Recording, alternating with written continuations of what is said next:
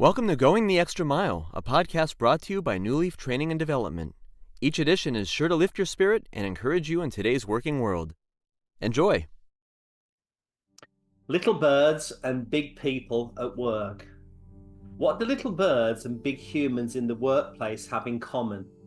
Well, from my window, they demonstrate so many similarities. Let's take a walk around the garden together and see what we can observe and hopefully learn. Regardless of breed, the birds are certainly talking. Their constant chirping seems sweet, although if you listen very carefully, you can discern pitches and tones that appear more aggressive. It's as if they're telling others to stay away from their food, their perch, or their preferred place. Isn't that so like us at work?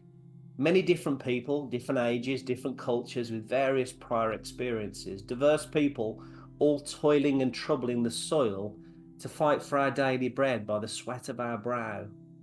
As humans, sometimes we're sweet to each other, yet sadly, most times we're not. We often stick together in the workplace based on some external facet outside our control, be it race, gender, age, or prior employment, picking and pecking at others not like us. Wouldn't you have thought we'd have grown out of this when we flew the nest of high school? My wife and I derive much pleasure from watching the birds. They seem unaware that we're the great givers. It's actually us who provide the seeds that they search for. And yet when we open the window, they scatter, scared of who and what we are. Likewise, it fascinates me that in the garden of the workplace, most people leave organizations because they dislike the boss, who often was the one who gave them their job. Most employees are actually envious of entrepreneurs who employ them, losing sight of the fact that if it weren't for that person who created the business and the job they now work in, they'd be searching for sustenance elsewhere. When the seed containers and water receptacles are empty, we fill them up. We know we have more to give and there's more to come, yet the birds don't. If you listen carefully, you can hear through their chirpiness a type of panic that it may all run out today, and yet miraculously, it doesn't. It always amazes me to consider that the global unemployment rate runs at just 6%. To me, this means that for all those who want to work, they can. Closer to home in our own garden of the United States, those looking for work average about 4%, just 4% of the working population. And yet, even for those, the great giving government provides enough seed by way of unemployment benefits and other social support mechanisms to ensure they don't go hungry. What a miraculous garden we all live and work in. There's no need for us to fuss and fight over seed and water.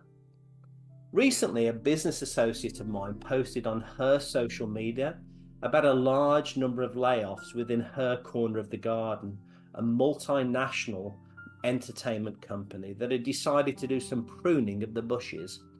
Thousands of employee birds had no choice but to fly away immediately due to their at-will arrangements with those who own the garden.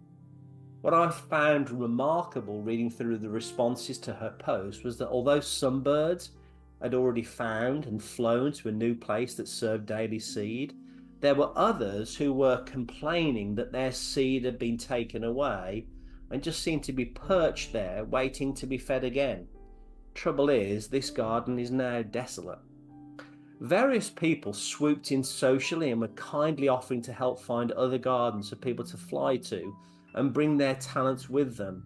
Some were chirpy and were already migrating, whereas others seemed to want to just sit there and complain that people owed them seed, seemingly unawares there was no more seed for them in that particular part of the garden. Yes, we can indeed learn much about the similarities between our garden, atop the mountain they call magic, and the gardens of the workplace. It seems that little birds and big people do have very much in common. I hope you found that short story useful, and if you did, feel free to rate, review, and share this podcast. We'll be back next week with another episode, and we also invite you to check out our other weekly podcast, Take 5. An inspiring interview with a leader worth listening to. Bye for now.